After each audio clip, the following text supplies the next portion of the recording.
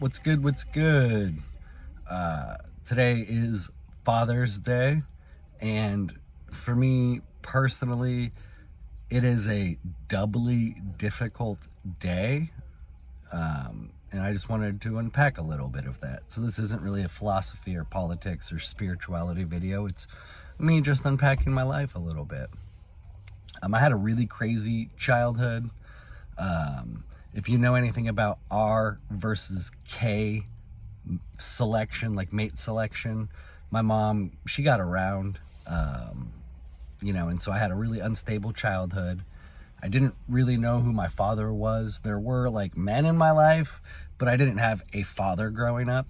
And then, in fact, my mom actually like abandoned the family when I was a teenager. And so I had some cousins step in and help me, get through high school. And then I was able to put myself through college. Well, I have student loans, but like I got college degrees. I came from a very unstable childhood, and I didn't find success because, going into the second thing of why this day is difficult for me, but let me finish the first. So growing up, I always had this hole in my heart, this sort of desire for paternal love and guidance and structure. And it's something that I've always struggled with. And a few years ago, via an Ancestry.com test, my twin brother did. I have a twin brother. We were connected with our biological father, and we corresponded a little bit, but ultimately he doesn't want much to do with me because he thinks I need to cut my hair and shave my beard and find Jesus, and because he just doesn't approve of my lifestyle and my beliefs and who I am, which took like a hole in my heart and just like turned it into like the Grand Canyon, maybe. Like it really hurt. And that was something I was hit with like at the age of 30 or something like that. Or because I was struggling and needing housing, and he wouldn't even let me live in his basement. He wasn't comfortable with that. And so it's really unfortunate to just like, wow, to want a dad my whole life, and then to have one and then have him not want me, it's like, whoa. So that's the first reason why Father's Day is difficult for me. The second reason is because through all of that adversity, through all of that trauma, I have done a tremendous amount of work, and I desire very much to be a father myself. I think about it all the time, a lot of the time. I want to be the father that I never had, but then also, it's more than just that. It's very much a virtue thing for me. The aspiration to be a great father and a great community man is my personal contribution to philosophy. A lot of different philosophers have their concept of like the great man, the ideal man, the philosopher king, the Ubermensch, I believe is what it's called, Nietzsche's Superman. So all throughout history, philosophers have put forth what the perfect ideal man would look like. And I don't think there is a perfect man, but I think, we should be continually creating an archetype that men should strive to achieve. And to me, it's the community man, which is the man who loves his family and loves his community and loves the planet and sees things that are wrong or sees things that need addressed and just does it. I have a hypothetical and a real life example. So a hypothetical example is something I think about a lot. Is like having a little bit of property and having some neighbors and having elderly neighbors. And this is very common. social media is full of people's stories with this, where the elderly neighbors just need help with various things, and then they have a younger neighbors with tractors and equipment or whatever, and just help. They just help their elderly neighbors without being asked, or if they are asked, without hesitation. So if you even have, but yeah, so I'm gonna pause real quick. And that's what I want to be. Is I want to be able to go out into my community and just do what needs done. In the real life example I have, it's small but meaningful to me. I was doing some Walmart shopping orders yesterday, and I went to grab some milk. There was a cart literally parked in front of the door to grab the milk, and I realized it was another Walmart shopper, but she was 4 or 5 doors down grabbing a different kind of milk. And so I was like, okay, well, I'll just move her cart to grab the milk I need. And I saw a woman in one of those motorized scooters just kind of sitting by the cart, just staring, looking a little grumpy. And I'm like, oh, I think she probably needs something from this door. And so I look at her and I'm like, excuse me, do you need something out of here? Because I was grabbing something myself.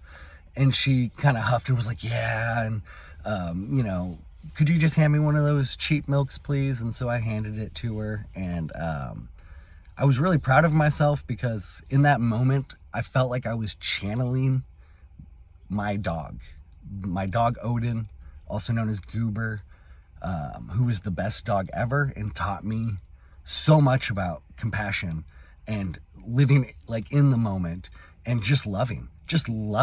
Dude, that dog had the biggest smile and loved everyone. He, like, unless you were a bad person, but like, he was just this giant pit bull love bug, and he truly came here to teach me.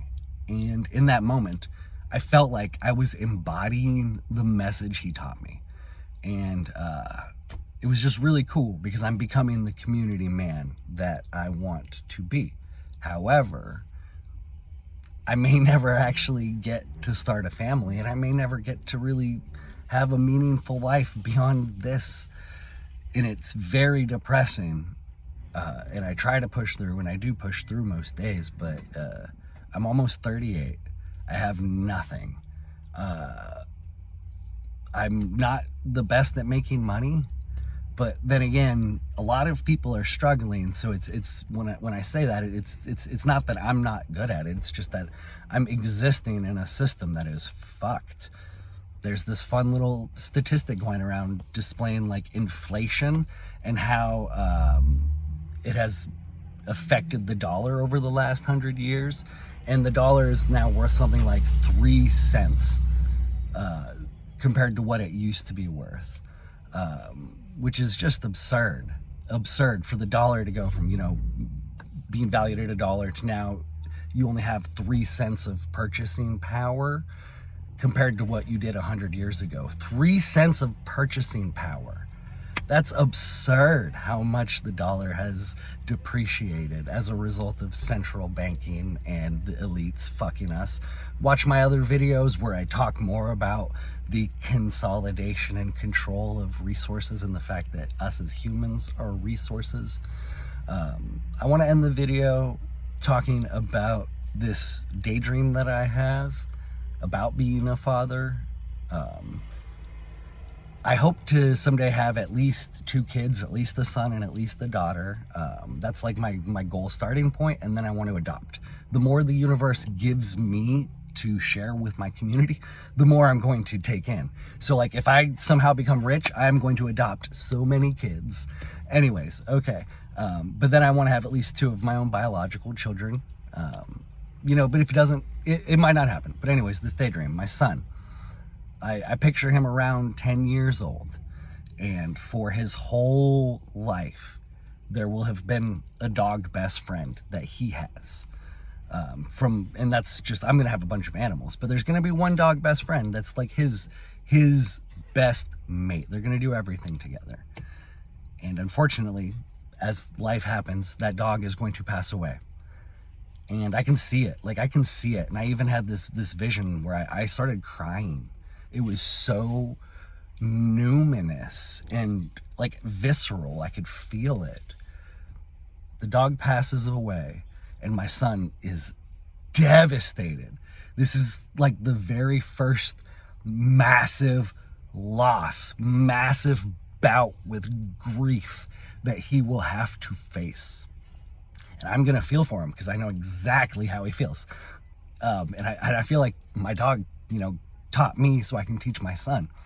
I want to instill within my son this idea of living in a way that honors his dog and will make his dog proud of him as he looks down from heaven, if heaven is real, or the next dimension, whatever. And I want to tell him to use his sorrow to turn that energy into something positive and productive. In this vision, my family, we have a little bit of land and a tractor. I'm going to encourage him or let him know that he could, if he wanted, turn a little space of our land, ideally next to like a little road, into a private dog park.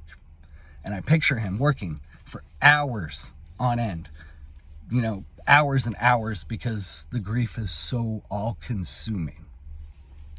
If you're not familiar with the Epic of Gilgamesh, I would recommend you check it out. There's a really cool YouTube channel, Ancient Recitations, where they read it, so you don't have to read it. And it's really fun. I love it.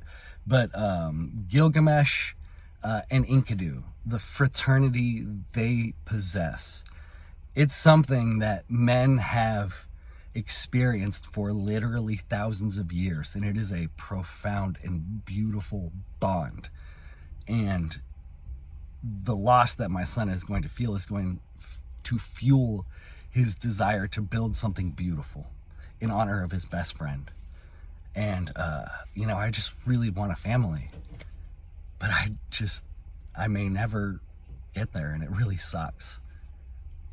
But I'm still going to strive to be a good community man. So thank you very much for watching this video. Please like, comment, share, subscribe. Check the description for a link to get your own. Not everything is a psyop, but most things are. Sure, you will get a lot of attention in public, I promise. Much love.